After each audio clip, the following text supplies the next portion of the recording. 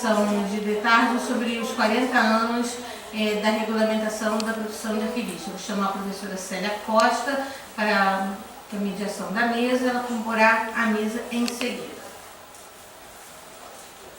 Quer deixar aí, Célia?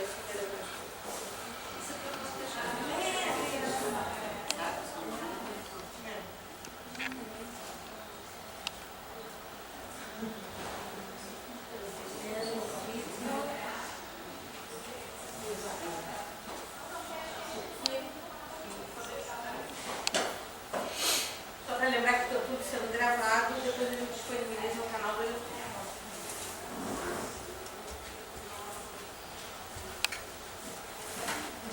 Boa tarde a todos. O corpo está enorme, né? Isso é muito pouco a autoestima da gente. Eu vou chamar para compor a mesa, então, o Eliezer Pires da Silva, professor da Rio, Vitor Fonseca, da UF, continua nacional, né? Não? Jura? E o Wagner Vidal.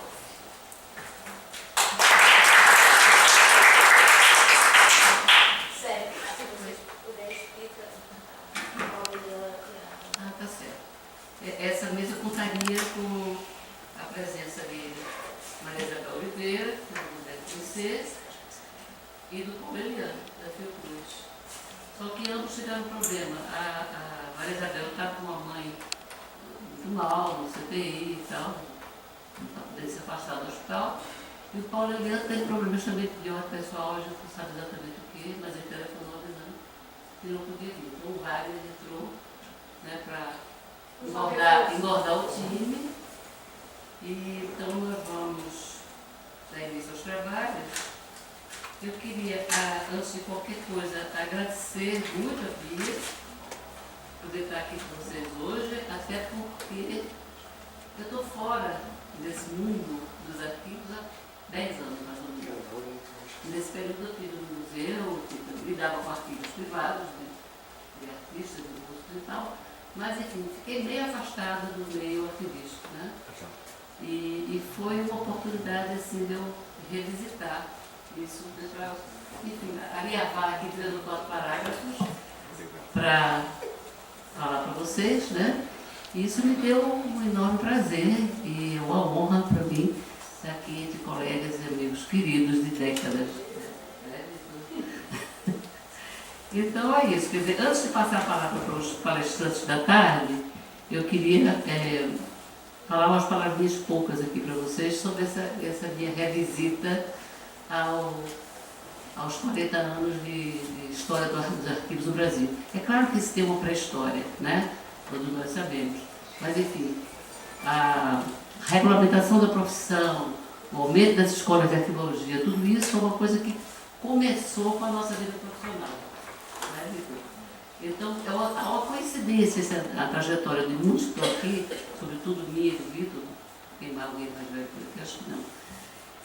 Com a história da arquivologia, quer dizer, com o desenvolvimento da arquivologia do país, né? E isso, quer dizer, quando eu descobri, pensando um pouco nessa coincidência, eu falei que descrever um pouquinho, né? O que foi esse momento, porque eu estava certa que eu ia encontrar muita gente jovem, que mesmo sabendo isso dos livros, né? Eu acho que o depoimentozinho é sempre interessante. Então, eu vou ler para não esquecer, porque a gente vai ficando mais velho, a gente começa a esquecer, né? Até o que escreveu. Então a gente está aqui hoje reunido para comemorar os 40 anos da profissão de arquivista. Antes de passar a palavra para o pessoal da mesa, eu queria dizer isso que eu já falei, que gostei muito do convite, porque foi uma oportunidade de revisitar esse tema, né? E dizer que quando eu entrei no CPDOC, em 1976, a profissão de arquivista ainda não era regulamentada e existiam apenas 3 cursos de arquivologia no nível superior. 2 do Rio de Janeiro e o famoso curso do Rio Grande do Sul da Santa Maria, né? Da Universidade de Santa Maria. Antes só havia curso técnico, inclusive do Arquivo Nacional, que depois, com a vinda daquele arquivista francês, o passou para curso de permanente de arquivo, acho que era isso, né? E fora isso, a gente, esses 3 cursos que eu falei surgiram nos anos 70. Até então, você não tinha nada. Quer dizer, então, quem exercia a profissão de arquivista eram bibliotecários, né? A maioria, ou técnicos de arquivo. Bom, eu entrei no CPDOC como pesquisadora da área de História, mas os 32 anos que passei lá foi exercendo a profissão de documentalista. Não era arquivista, porque inclusive não tive tempo suficiente para solicitar meu registro, né? Que foi na época que saiu a lei regulamentando as pessoas que tinham X anos de exercício, 5, né? Eu só tinha 2 ou 3. Então, no CPDOC de 76, a lei acho que é de 78. Então, não pude pedir o registro. Mas, enfim, trabalhei como documentalista 32 anos no CPDOC. E me quebra-se 7 anos no mês.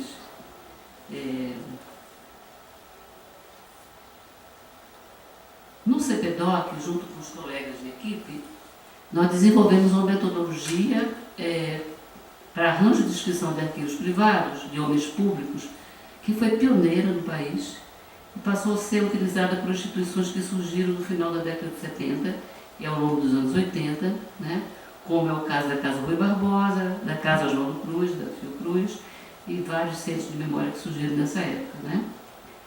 Porque os anos 70 e até meados dos anos 80, nós vivíamos ainda debaixo de uma ditadura militar.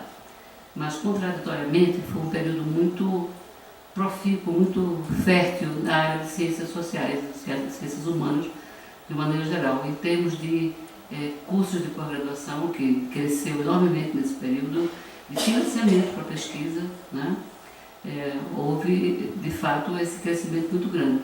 Isso foi favorável para o desenvolvimento da arqueologia, porque, de um lado, você tinha os cursos de pós-graduação e tal, solicitando pesquisa histórica, por exemplo, né? Então, uma ida dos pesquisadores aos arquivos, por um lado. Por outro lado, o desenvolvimento do Estado, né? O Estado se modernizando, também começou a exigir a presença desse tipo de profissional da área da administração. Eu acho que esses 2 fatores foram fundamentais para o desenvolvimento da arqueologia. Tanto é que você vai ter, nos anos 90, surge, se não me engano, mais 5 universidades, né? Brasília, Londrina, Salvador, Espírito Santo e Porto Alegre, e no início do século XXI, mais, sei lá, 7 ou 8 surgem, né? Quer dizer, de fato, houve um desenvolvimento muito grande nessas últimas décadas, e eu não tenho dúvida que os anos 70 e 80 foram fundamentais para isso, né? No meu caso pessoal, a ida da diretora do CPDOC, a Celina Vargas do Amaral Peixoto, para a direção do arquivo, né? Foi uma coisa assim, muito importante na vida de todos nós do CPDOC, né? Porque abriu as portas da área de arquivos públicos para a gente que estava restrito ali ao trabalho com arquivos privados. A Celina levou com ela alguns profissionais de ouro que eram nossos colegas, como Maria Odila, que já partiu, né? O Vitor, aqui presente, a Silvia Nenita, o José Maria Jardim e outros, né? Um grupo que partiu com a Celina. Vitor, acho que era todo mundo que era estagiário, né? Tinha sido estagiário. Tinha sido, isso. Então, esse fato foi muito importante para a aproximação minha com a realidade de arquivos públicos. Naquela ocasião, acho que a grande preocupação que povoava as nossas cabeças era a questão da ausência de uma legislação arquivística no país. Não tinha nada. Nós estávamos com 200 anos de atraso, mais ou menos isso, né? E aí, o Arquivo Nacional apresentou um projeto, me ajuda aí na memória, apresentou um projeto na Câmara, não me lembro mais que deputado foi, mas enfim, esse projeto circulou na Câmara um tempo, depois foi arquivado, mas enquanto isso a gente discutia em comissões, várias. Durante 10 anos houve uma discussão intensa sobre a questão da lei de arquivos, né? Que só veio acontecer em 1991, 8.159, se eu não me engano, né? Bom, eu participei de diversas comissões de discussão dessa lei e com a criação do CONARC, eu participei como representante do CPDOC e desse órgão colegiado durante 10 anos. Eu tive a oportunidade de participar de inúmeras comissões, né? Inclusive é a comissão que regulamentou a questão do acesso e a comissão de descrição arquivística, a comissão que elaborou a norma brasileira de descrição arquivística, NOBRAD, presidida por nosso colega, que está aqui ao lado. Foi um prazer enorme. Então é isso, eu quis fazer essa introduçãozinha como exercício de memória, também para justificar a minha alegria de estar presente aqui nessa mesa com vocês. Eu passo a palavra então agora para o Eliezer.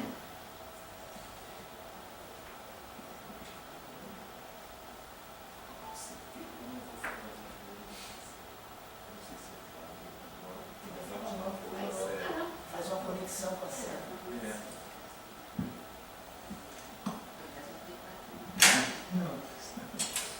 Bem, muito obrigado.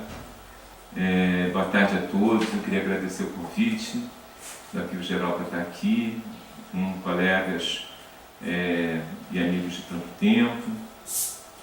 Muito tempo não via Célia, foi uma grande alegria estar aqui com ela. E quando eu fui convidado, eu disse, olha, eu não sou uma boa pessoa para falar dos 40 anos da lei, porque eu não sou nem arquivista, né? Embora eu tenha trabalhando na área há muito tempo, eu não sou arquivista, então seria uma coisa assim, não queria criar uma situação delicada para ninguém. Mas a Beatriz, ela insistiu e encontrou um tema, que aí eu falei, bem, não, isso eu poderia falar sem problemas, que era a questão do Arquivo Nacional na década de 80. Né? E eu participei, né? Eu estava lá, como a Célia disse, muito jovem, né? Eu entrei no arquivo com 23 anos. Tinha acabado de fazer 23 anos, era uma criança. Quer dizer, hoje, né? Naquela época eu achava que era super maduro, né? Tal. Mas hoje eu olho e acho que era uma criança. E aí eu fiquei pensando como conduzir isso, né? O convite, que foi uma coisa interessante, também muito como a Célia, nessa ideia de revisitar. Eu falei, bem, então eu não teria tempo, por uma série de circunstâncias, para preparar uma palestra científica, com todos os cuidados que isso deveria ter. A gente sabe que isso demora muito tempo, embora a gente nunca faça com o tempo que deve. Eu me lembro que uma vez uma pessoa que eu prezo muito por suas qualidades intelectuais, que é o Luiz Fernando, do Museu Nacional, disse assim, olha, um artigo no mínimo um mês. Aí eu fiquei apavorado, eu acho que eu tenho um mês inteiro para dar um artigo. É uma situação que dificilmente eu tenho. Eu acho que uma palestra desse caso merecia pelo menos 15 a 20 dias, e eu não tinha 15 a 20 dias para dar. E aí eu decidi fazer uma outra coisa, um pouco na linha da série, a gente fazer um jogral de Juca Pirama, Meninos Eu Vi, né? É um poema que nós estudávamos muito no ginásio, acho que Célia também deve ter estudado, que era muito importante, que é narrado, um índio mais velho conta para as crianças da tribo um episódio de heroísmo, e ele repetia sempre, meninos eu vi, meninos eu vi. Então o que eu queria dizer um pouco é fazer um Meninos Eu Vi com vocês, né? Falar um pouco desse período. Eu vou tentar ser mais ou menos rápido, e a ideia é que isso pudesse, de certa forma, ajudar a pensar esse período da regulamentação da profissão, né? A escolha da década de 80 tem a ver com uma coisa que eu acho que é mais ou menos inquestionável na história da arquivologia brasileira, é de que a gestão da Celina Vargas, do Amaral Peixoto, à frente do Arquivo Nacional, que dura de 80 a 89, foi um período de grandes mudanças no próprio Arquivo Nacional e na arquivologia brasileira. Eu, para falar um pouco desse período, só para poder me recordar um pouco das coisas, recorri a duas coisas que eu acho muito interessantes. Uma entrevista que a Celina deu para mim e para a Silvia, que está publicada na revista Acervo, que é muito boa, acho que vale a pena ler. E uma outra coisa que são os relatórios de gestão, que também estão publicados no site e que são extremamente interessantes. São relatórios de uma época em que se fazia relatório qualitativo. Hoje em dia os relatórios são muito quantitativos, não são meramente estatísticos, há muito pouca apreciação. E esses são relatórios, longos relatórios. Ela faz o primeiro relatório quando termina a primeira gestão, em 84 e 85, depois ela faz um em 89, em que ela recupera as duas gestões. E são 2 volumes, uma coisa enorme, estão todos publicados digitalmente. Acho que são 2 fontes extremamente importantes. Eu estou falando aqui da relevância dessa gestão, mas eu queria dizer que essas mudanças todas, elas ocorreram, como a Célia já introduziu aqui a ideia, a partir de algumas mudanças anteriores. Eu vou ressaltar algumas coisas e, obviamente, eu estou fazendo um esforço memorialista. Como disse a Célia, a gente também, embora seja a nossa história, talvez até por ser a nossa história, a gente acaba, às vezes, não sendo muito fiel a ela. A gente pula coisas, esquece coisas, e eu não gostaria que ninguém se sentisse ofendido se eu esquecer alguma coisa, a menção de alguém muito importante, mas eu tentei um pouco levantar essas coisas.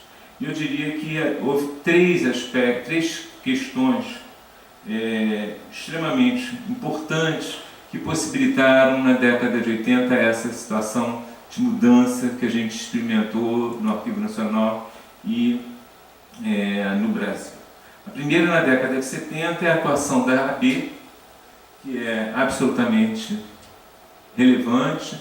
O Eliezer foi uma pessoa que estudou isso profundamente, então